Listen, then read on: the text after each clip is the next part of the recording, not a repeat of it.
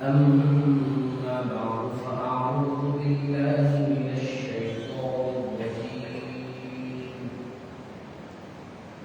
بسم الله الرحمن الرحيم. يا أيها الذين آمنوا ادخلوا في السلم كافة. صدق الله العظيم. وبلغنا رسوله النبي الأمين المتين الكريم، ونحن على ذلك لمن الشاهدين والشاكرين، والحمد لله رب العالمين. السلام عليكم ورحمة الله تعالى وبركاته. محترم مکرم حاضرین اکرام، معزز بزرگان دین، نوجوانان اسلام، آئیے سب سے پہلے اور مل کر عقیدت اور محبت کے ساتھ رکوع اور وارفتگی کے ساتھ گنبد خضرا کا تصور اپنے دل و دماغ میں لیے ہوئے بارگاہ رسالت مآب صلی اللہ علیہ وسلم نے نذرانہ عقیدت پیش کریں. پڑھیں اللہم صلی علی سیدنا شفیعنا حبیبنا وطبیبنا ومولانا محمد وعلی آلہ واصحابہ وبارک وسلم. جن حضرات نے اعتکاف کی نیت نہ کی ہو وہ لوگ بھی اعتکاف کی نیت فرما لیں. نویت سنتاً اعتکاف. اللہ سبحانہ و تعالیٰ نے قرآن مجید فرقان حمید میں جگہ جگہ پر ایمان والوں کو ان کا نام دے کر کے ان کو خطاب فرمایا. آپ نے جب کبھی بھی قرآن پاک کی تلاوت کی ہوگی آپ نے جو غور کیا ہوگا کہ اللہ سبحانہ و تعالیٰ نے قرآن پاک میں جگہ جگہ پر ارشاد فرمایا یا ایھا الذین آمنوا، اے ایمان والو. یہ ایمان والے کون ہیں؟ ایمان والے وہ لوگ ہیں جنہوں نے اللہ کو ایک مانا اور اس کے بھیجے ہوئے تمام پیغمبروں پر ایمان لایا، کتابوں پر ایمان لایا، فرشتوں پر ایمان لایا، قیامت کے دن پر ایمان لایا، اور مرنے کے بعد دوبارہ اٹھنے پر ایمان لایا، اور اچھی بری تقدیر پر ایمان لایا. ایمان والا اس کو کہا جاتا ہے. جو ایمان مفصل میں ہم نے پڑھا ہے آمنت باللہ، ایمان لایا میں اللہ پر، وملائکتہ وکتبہ ورسلہ والیوم الآخر والقدر خیرہ وشرہ من اللہ تعالی والبعث بعد الموت. یہ تمام چیزوں پر جس کا ایمان و عقیدہ ہو وہ ہوتا ہے ایمان والا. اب ایمان والا کو ایسے بندے کو اللہ تعالیٰ نے قرآن پاک میں کئی مقامات پر یاد فرمایا اور اپنا حکم ارشاد فرمایا. جیسا کہ اللہ تعالیٰ نے فرمایا یا ایھا الذین آمنوا اذکروا اللہ ذکرا کثیرا، اے ایمان والو تم اللہ کا ذکر کثرت سے کیا کرو. یا ایھا الذین آمنوا ادخلوا فی السلم کافہ، خطبے کے درمیان میں نے آیت مبارکہ کی تلاوت پڑھی.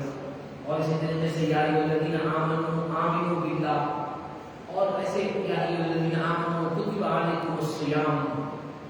اس طریقے کی بہت سارے مقامات پر اللہ تعالیٰ نے بندوں کو کہیں پر نماز پڑھنے کا، کہیں پر روزے رکھنے کا، کہیں پر ایمان میں مکمل طور پر عمل کرنے کے لیے، اور کہیں پر اپنی آل اولاد کی حفاظت کے لیے اللہ تعالیٰ نے ایمان والوں کو حکم فرمایا.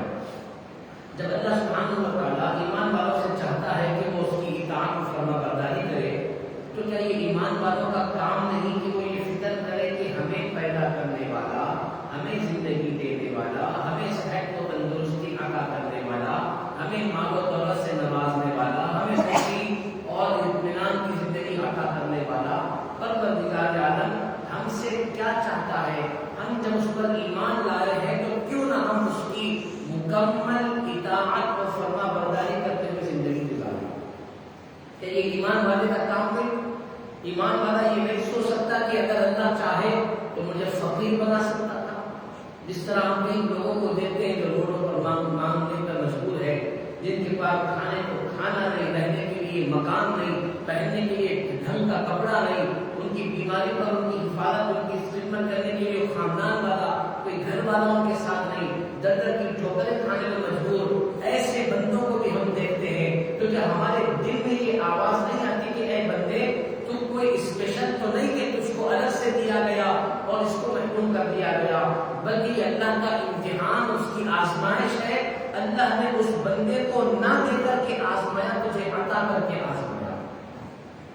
اب دونوں کا امتحان یہ ہے کہ جس کو کچھ نہیں ملا وہ صبر کر کے کامیاب ہوگا یا پھر شکایتیں کر کے ناکام ہوگا، اور جس کو سب کچھ ملا وہ اللہ کا شکر کرتے ہوئے دوسروں کو بھی عطا کرتا ہوا زندگی گزار کر کامیاب ہوگا، یا پھر اپنے مال کو چھپا چھپا کر رکھ کر اللہ کی ناشکری یا پھر غرور و تکبر میں مبتلا ہو کر کے زندگی گزار کر ناکام ہوگا۔ یہ بندوں کے اوپر چھوڑ دیا گیا۔ اللہ پاک نے ہمیں عقل سلیم عطا فرمائی ہے، ہمیں اپنی سوچ سے، اپنے ذہن سے، اپنے خیالات سے اس بات کا خیال کرنا ہوگا کہ میں جو کچھ کر رہا ہوں وہ میرے رب کی مرضی ہے یا اس کے خلاف مرضی ہے۔ اگر ہم اپنے رب کی مرضی کے مطابق کام کرتے ہیں تو پھر اللہ تعالیٰ کا شکر ہے، اللہ نے دنیا میں بھی نعمتوں سے مالا مال کیا، اس کی فرما برداری، اطاعت اور اس کے احکامات پر عمل کریں گے تو بات کرنے کے اللہ اس سے بہترین نعمت آخرت میں ہم کو عطا فرمائے۔ اور اگر ہم نے دنیا کی مختصر سی زندگی پر اللہ کی خلاف ورزی کی، نافرمانی کی، اس کے منشا و مرضی و احکامات کے خلاف، اس کے قائد حبیب آقا کریم صلی اللہ علیہ وسلم کی سنتوں، ان کے بتائے ہوئے راستے کے خلاف ہم نے زندگی گزارا تو ایسے تیسے یہاں کی زندگی تو کٹ جائے گی، لیکن پھر آخرت میں ہم کو جواب تو دینا ہے۔ جو ہمیشہ ہمیشہ کی زندگی ہے وہاں پر ہمارا کیا حال ہوگا یہ ہمیں سوچنا۔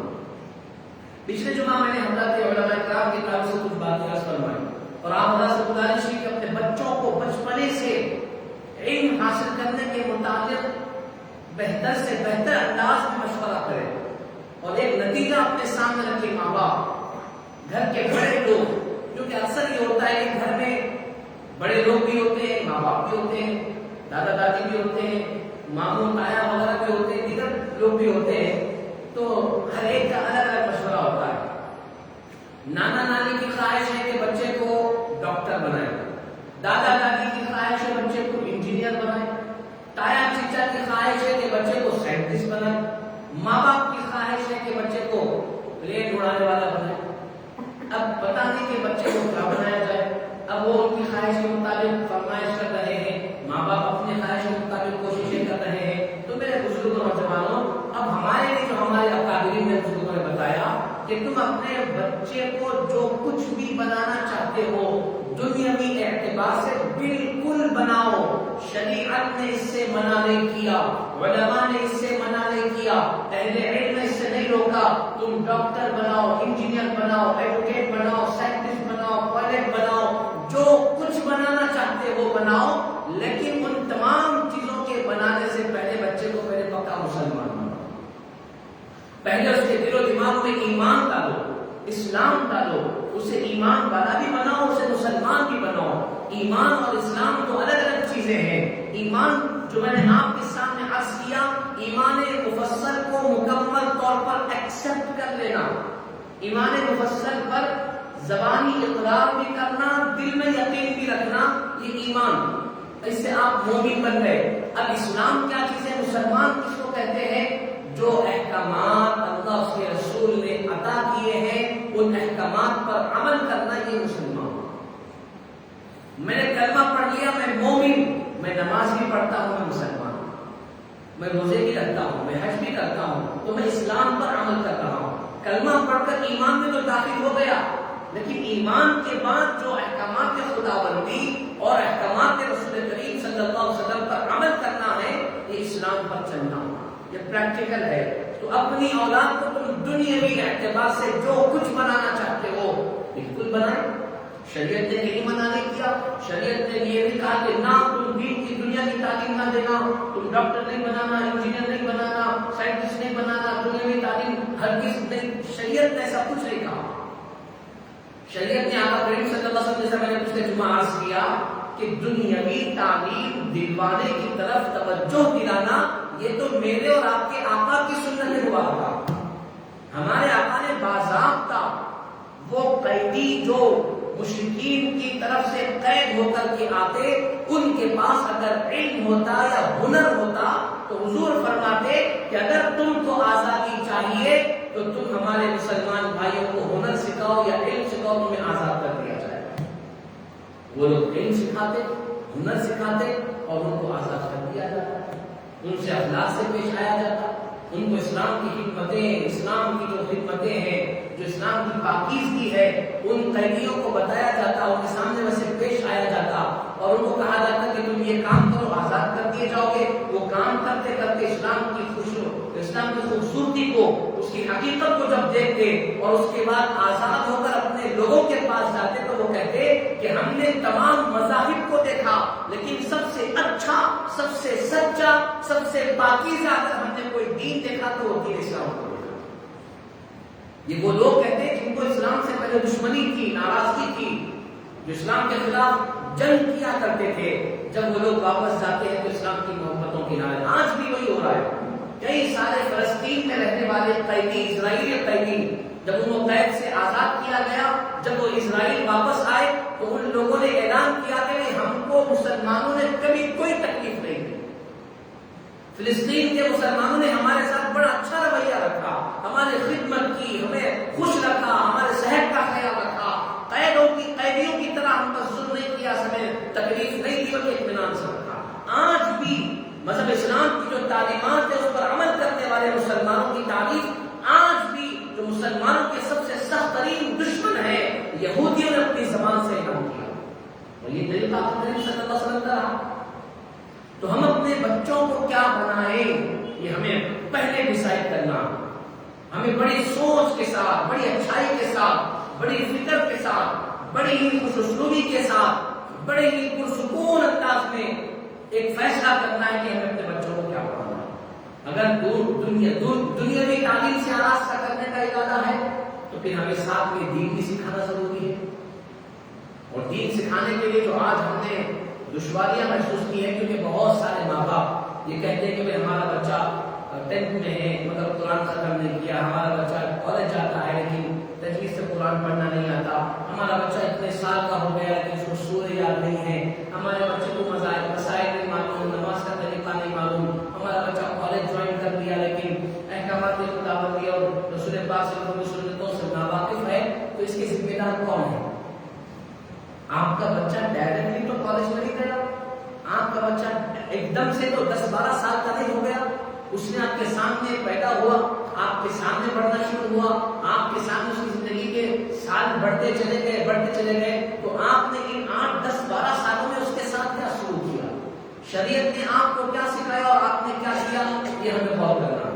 جیسا کہ میں نے کہا کہ پچھلے جمعہ کہ علماء کرام کی جو تربیت، جو بڑے بڑے اولیاء اللہ، بڑے بڑے علماء گزرے ہیں، ان کے ماں باپ نے بچپن ہی سے پیدا ہوتے ہی اپنے بچوں کی تربیت کا آغاز کر دیا، بچپنے سے ان کو دینی تعلیم اور دنیاوی تعلیم سے آراستہ کیا، ان کو دین سکھایا، اللہ کا خوف اور ڈر سکھایا۔ تو بزرگوں نے کہا فرمایا کہ تم جو کرتے ہو تمہاری اولاد دیکھ کر وہی کرے گی۔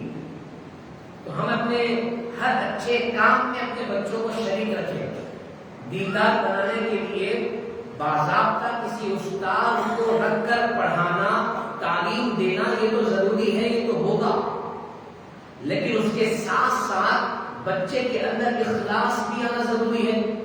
جو ماں باپ اپنی اولاد کو مخلص بنانا چاہتے ہیں، بہت سارے ماں باپ ہوتے ہیں جو پوچھتے ہیں کہ کس طرح سے تربیت کی جائے، تو میرے بزرگوں نوجوانوں بڑے ہی اچھے انداز سے بزرگوں نے ہمیں بتایا کہ جو ماں باپ اپنی اولاد کو مخلص، عبادت گزار یا اچھی نیت والا بنانا چاہتے ہیں کہ وہ ماں باپ اپنے ہر اچھے کام میں اپنی اولاد کو ساتھ رکھیں، اپنے ہر اچھے کام میں اپنی اولاد کو ساتھ رکھیں۔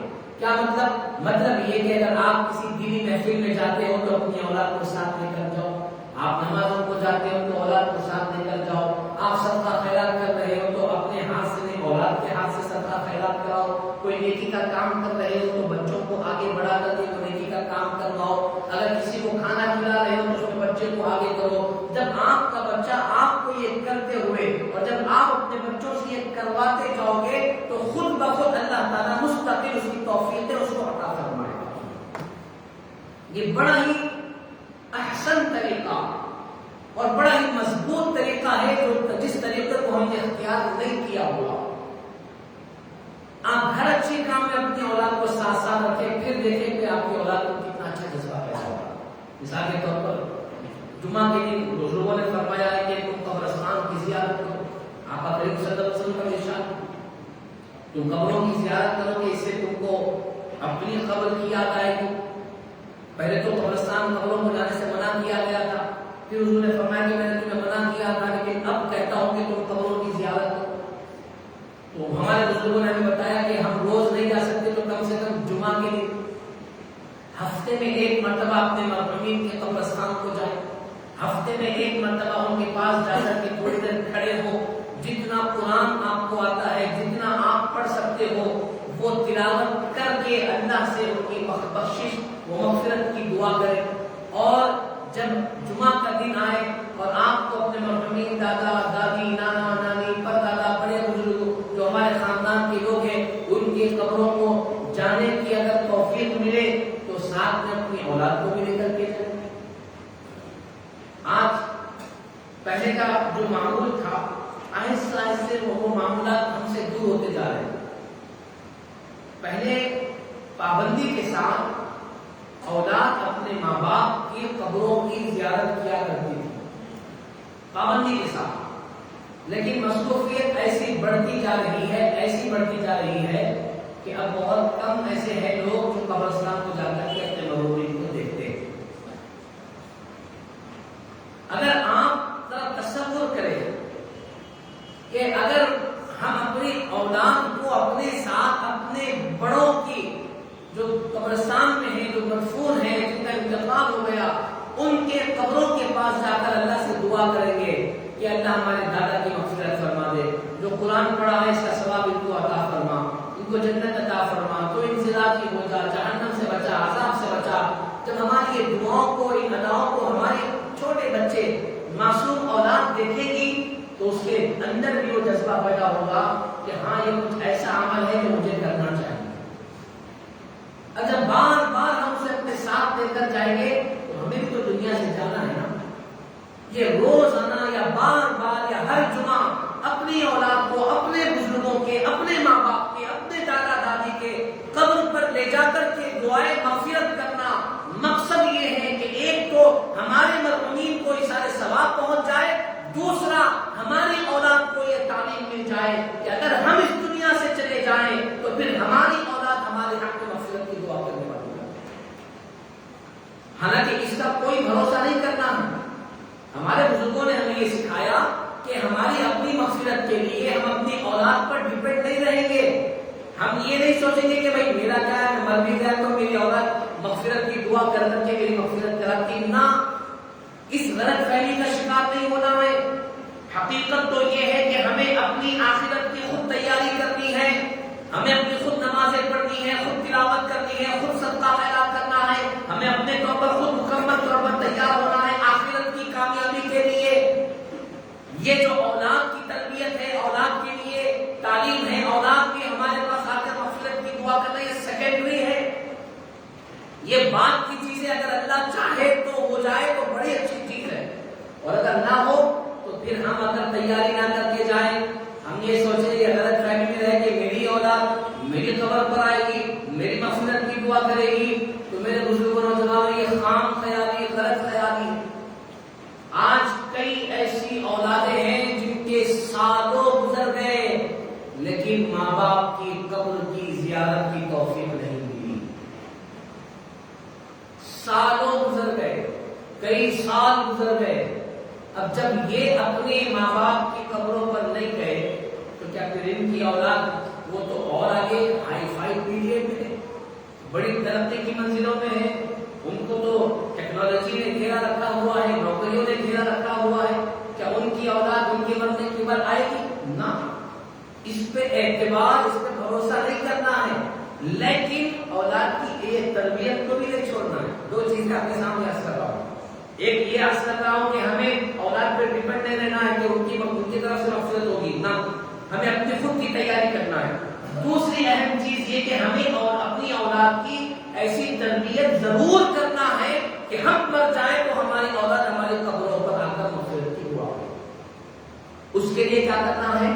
ہمیں اپنے مرحومین کی قبروں پر جانا ہے، کو ساتھ لے کر کے جانا ہے. جیسا جمعہ کے دن اکثر لوگ جاتے ہیں, تو اگر آپ جاتے ہیں تو جمعہ کی نماز کے بعد نہ جائیں. اگر بچے اسکولس میں ہیں, آنے میں تاخیر ہو رہی ہے, اثر کے بعد جائیں. جب بچے آ جائیں تب جائیں. یا پھر آپ کے لیے ایسا کوئی شرط نہیں رکھا گیا کہ اسی دن کا قبروں کو جاؤ. آپ اتوار کے دن بنا رہے ہیں, جس دن چھٹی ہوگی بچوں ان کو اپنے ساتھ لے کر کے جائیں. آپ یہ کر کے تو دیکھیں. آپ دنیاوی چیزوں اعتبار سے بہت ساری چیزیں کرتے ہیں, ہمیں آخرت کی اعتبار سے بھی کچھ چیزوں کی تیاری کرنی ہے. ہمیں یہ سوچنا ہوگا. تو جیسا میں نے عرض کیا کہ بزرگوں کے والدین نے ان کی تربیت ایسے ہی کی. جب بزرگوں کے والدین اللہ والوں سے ملنے کے لیے جاتے تو ضرور اپنے بچے کو ساتھ لے کر کے جاتے, اور ان بزرگ سے اپنی اولاد کے حق میں دعائیں کراتے. اولاد کا نام رکھنا ہو تو بزرگوں سے پوچھتے, تعلیم کا معاملہ ہو تو بزرگوں سے مشورہ کرتے, اس کو قابل بنانا ہے تو بزرگوں سے پوچھا کرتے. ہر چیز کے سلسلے میں اللہ والوں سے پوچھتے, مشورہ کرتے, کوششیں کرتے, تب جا کر اللہ پاک نے ان کی اولادوں کو اپنا ولی بنایا. حضرت شاہ امام انوار اللہ فاروقی جن کا عرس شریف تک ہوا, آج سے 150 سال پہلے آپ نے جامع نظامیہ کو قائم فرمایا, اور آج تک جامع نظامیہ سے لاکھوں علماء, لاکھوں حفاظ فارغ ہو کر پوری دنیا کا کوئی ایسا خطہ نہیں ہے جہاں پر جامع نظامیہ کا فارغ کوئی عالم دین اپنی دین کی خدمات انجام نہیں دے رہا. دنیا کے کونے کونے میں آپ کو جامع نظامیہ کے فارغ مل جائیں گے. کیوں؟ آج سے 150 سال پہلے امام انوار اللہ فاروقی رحمۃ اللہ علیہ نے سوچا کہ اگر میں صرف کتابیں لکھوں تو کتابیں کون کتنے پڑھیں گے, اور دوسرے کام اگر کروں تو وہ کام بھی ختم ہوں گے. لیکن ایک آپ نے ایسا ادارہ قائم فرمایا, ایسے مدرسے کی بنیاد رکھی کہ جس کو اللہ پاک نے قبول فرمایا, اس کی حفاظت فرمائی. اب آپ ذرا تصور کریں, 150 سال کا طویل وقت گزر گیا, کتنی حکومتیں آئی گئی, کیسے کیسے لوگ آئے گئے, پولیس ایکشن کا دور یہاں پر ہم نے دیکھا. تمام تر طغیانیوں کے باوجود, طوفانوں کے باوجود جامع نظامیہ 150 سال پہلے جیسا قائم تھا, آج بھی اللہ پاک نے اس کو ویسے ہی قائم رکھا. سینکڑوں کی تعداد میں کل علماء اور مفتیوں کو, کاملین اور فاضلین کو دستار پہنائی گئی, ان کو عوام کی خدمت کے لیے پسند کیا گیا, تیار کیا گیا. امام انوار اللہ فاروقی رحمۃ اللہ علیہ کا کارنامہ, ان کے والدین نے کیا کیا کوشش نہیں کی ہوگی.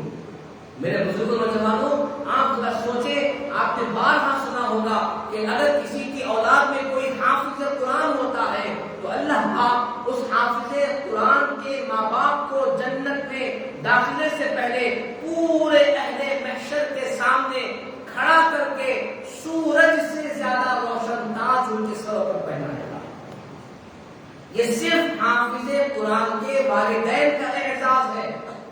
تو ذرا تصور کریں کہ جو عالم ہوں گے, جو مجتہد ہوں گے, جو مفتی ہوں گے, جو اللہ کے ولی ہوں گے, جو اتنے بڑے ادارے کو قائم کرنے والے مجدد ہوں گے, ان کی شان و مرتبے کا عالم کیا ہوگا, ان کے ماں باپ کی شان و مرتبے کا عالم کیا ہوگا. تو میرے بزرگوں نوجوانوں, کہنے کا مقصد یہ ہے کہ اگر ہم بڑے اچھے انداز سے اپنی اولاد کی تربیت کی فکر کریں تو اللہ سبحانہ و تعالیٰ ضرور کامیابی عطا فرمائے. کئی ایسے بچے ہیں جن کو دیکھا گیا کہ ماشاءاللہ دنیاوی تعلیم کے اعتبار سے بھی آگے رہتے ہیں اور دینی تعلیم کے اعتبار سے بھی آگے رہتے ہیں. وہ حافظ قرآن بھی ہے اور انجینئر بھی ہے, حافظ قرآن بھی ہے اور ڈاکٹر بھی ہے. کئی ایسے بچے جنہوں نے حفظ قرآن تکمیل کیا اور اس کے بعد انہوں نے دنیاوی تعلیم میں ایسے ترقی کرتے چلے گئے کہ بڑی بڑی ڈگریاں انہوں نے حاصل کی. حافظ قرآن بھی ہے, لیکن بہت سارے حفاظ کرام کا حال یہ ہے کہ حفظ قرآن ہو گیا, سند حاصل ہو گئی, اس کے بعد دنیاوی تعلیم میں ایسے مگن ہو گئے کہ یاد کیا ہوا پورا قرآن بھول گئے. نہ چہرے پہ داڑھی, نہ لباس کوئی حافظوں والا, اور دنیاوی کاروبار, کام کاج, نوکری, جاب وغیرہ میں ایسے مصروف ہو گئے کہ وہ نہ حلیے سے حافظ قرآن نظر آتے ہیں, نہ بول چال سے حافظ قرآن نظر آتے ہیں. تو ایسے حافظ قرآن کے حافظ بننے کا کیا فائدہ؟ اکثر ماں باپ کا جو ہوتا ہے نا, نہیں میں حافظ بھی بناتا ہوں, انجینئر بھی بناتا ہوں, تو ویسی محنت بھی کرنا پڑتا. جو لوگ یہ سمجھتے ہیں کہ ہم اپنے بچوں کو دو چیزیں ایک ساتھ لے کر گھر کا ماحول بھی ویسا رکھنا پڑے گا. یہ پاسبل ہے, ہو سکتا ہے. میں یہ ہرگز نہیں کہوں گا کہ یہ امپاسبل ہے, بالکل ہو سکتا ہے, لیکن اس کے لیے آپ کو گھر کا ماحول ویسا رکھنا ہوگا, اتنی نگرانی کرنی ہوگی کہ آپ کا بچہ مکمل دین بھی حاصل کرے اور ساتھ ہی ساتھ دنیا میں بھی تعلیم بھی حاصل کرے. بالکل ہو سکتا ہے, لیکن اس کے لیے ویسا ماحول رکھنا ہوگا. میں جانتا ہوں کئی ایسے حفاظ کو, کئی ایسے حافظوں کو جنہوں نے حفظ قرآن اچھے انداز سے ختم کرنے کے بعد دنیاوی تعلیم کے میدان میں قدم رکھا, آگے بڑھے آگے بڑھے آگے بڑھے, اور اتنے آگے بڑھ گئے کہ کسی اینگل سے وہ حافظ قرآن نظر نہیں آ رہے, کسی اینگل سے ان کو حافظ قرآن نہیں کہا جاتا. تو یہ بھی ٹھیک ہے, بعد میں وہ سدھر جائیں گے, حافظ قرآن کی طرح نظر آنے لگیں گے. لیکن جب ان سے پوچھا گیا کہ ہائے حافظ صاحب آپ انجینئر تو بن گئے, بڑی ڈگری حاصل تو کر لی, لیکن قرآن کا کیا حال ہے, تو وہ کہنے لگے کہ بھائی مجھے قرآن کچھ بھی یاد نہیں, یاد کروں گا. اب آپ بتائیں کہ یہ کون سی کامیابی ہے. اس لیے میں آپ کے سامنے یہ عرض کر رہا ہوں کہ اگر بچوں کو آپ کی خواہش ہے کہ حافظ قرآن بنائیں, تو بچپنے سے آپ اپنے گھر میں دینی تعلیم اور قرآن پاک کی تعلیم کا آغاز کریں, بڑے اچھے انداز سے تجوید کے ساتھ, اور اسکول میں داخلہ کروائیں, اور بڑے اچھے انداز سے اسکول پڑھائیں. 5ویں 6ویں 7ویں جماعت تک بھی آپ بڑے اچھے سے اچھے اسکول میں آپ اپنی اولاد کو تعلیم دلوا سکتے ہیں. تب تک شام میں 1-2 گھنٹے بچے کو تعلیم عربی کی دلائیں کہ آپ کا بچہ 5ویں 6ویں جماعت پاس ہونے تک قرآن پاک کو دیکھ کر ویسا پڑھنے والا بن جائے جیسے حافظ قرآن پڑھتے ہیں. جب بچوں کا ناظرہ, بچوں کی روانی اتنی اچھی ہو جائے کہ وہ حافظ قرآن کی طرح دیکھ کر قرآن پڑھ سکے, اور یہاں 5ویں 6ویں 7ویں جماعت تک اسکول بھی وہ پڑھ لیے, اس کے بعد ان کو اسکول رکوائیں اور 2 سال کے لیے مستقل مدرسے میں داخلہ کروائیں. جو بچوں کا ناظرہ قرآن پرفیکٹ ہوتا ہے, وہ بچے دیر سے 2 سال کے اندر جید حافظ قرآن بن جاتے ہیں. 2 سال بچے کے چلے گئے, حافظ قرآن بچہ بن گیا, اس کے بعد پھر آپ اسکول کنٹینیو کریں, 9th کلاس سے لے کر 10th آگے تک جو بھی ہو سکتا ہے. اس کے بعد بھی بچے کو آپ عالم کورس بھی کروائیں, لیکن شرط یہ رکھیں کہ بیٹے دنیا کے بڑے سے بڑے پوسٹ پر تم پہنچ جاؤ, لیکن تمہارا لباس, تمہارا حلیہ نہیں بدلنا چاہیے. اگر تمہارا حلیہ اور لباس بدل گیا تو پھر قرآن تمہارے پاس رہنا مشکل ہے. اگر کسی کو اپنی اولاد کو حافظ قرآن کرنا, اگر نہیں ہے صرف ایسی دینی تعلیم دینا ہے, تو اس کے لیے بہت سارے راستے ہیں کہ آپ ایسے ہی شام کے ٹائم پہ کسی اچھے قابل عالم حافظ کو آپ اپنے پاس ٹیوشن پہ رکھیں اور ان کے ذریعے سے مکمل اردو بھی بچے کو سکھائیں, دینیات بھی سکھائیں, نماز کے ضروریات بھی سکھائیں, اور دین تعلیم کی ضروری جو چیزیں ہیں وہ بھی بچے کو سکھائیں. اس سے انشاءاللہ تعالیٰ بچہ دیندار بھی بنے گا, دنیا کے اعتبار سے قابل ترین بھی ہوتا چلا جائے گا. الغرض کہنے کا مقصد یہی ہے کہ ہمارے بچے جب بڑے ہو رہے 3-4 سال کی عمر میں اسکول جانے کی جب ان کی عمر آ رہی ہے, تو اس درمیان میں ماں باپ کے لیے, گھر کے بڑوں کے لیے ضروری ہے کہ وہ یہ طے کرے کہ ہمیں اپنی اولاد کو کیا پڑھانا ہے. اگر آپ یہ کام کریں گے تو انشاءاللہ تعالیٰ ضرور اس کا راستہ ملے گا. مزید صرف دنیاوی تعلیم کے ساتھ ساتھ دین کس طرح سکھانا چاہیے, یہ باتیں انشاءاللہ آئندہ جمعہ میں آپ حضرت کے سامنے عرض کرنے کی کوشش کروں گا. پچھلے جمعہ میں اعلان کیا گیا تھا کہ حضرت امام انوار اللہ فاروقی رحمۃ اللہ علیہ کے نام سے ایک کیلنڈر علماء نظامیہ کی طرف سے شائع کیا گیا ہے. آپ حضرات سے گزارش ہے کہ اس کیلنڈر کو جاتے ہوئے اپنے ساتھ لے جائیں. 50 روپے اس کا دیا ہے. اللہ سبحانہ و تعالیٰ ہم تمام کو ان باتوں پر عمل کی توفیق رحمت عطا فرمائے اور دنیا اور آخرت کی کامیابی عطا فرمائے. اللہ پاک ہماری اولاد کو ہماری نجات و مغفرت کا ذریعہ بنا دے, ہمیں ان کی دینی تربیت کرنے کی توفیق عطا فرمائے. آمین بجاہ النبی الکریم والحمدللہ رب العالمین. تمام حضرات سے گزارش ہے کھڑے ہو جائیں, آگے بڑھ جائیں, صفحے مکمل درست کروا لیں, تھوڑی جگہ اپنے آگے باقی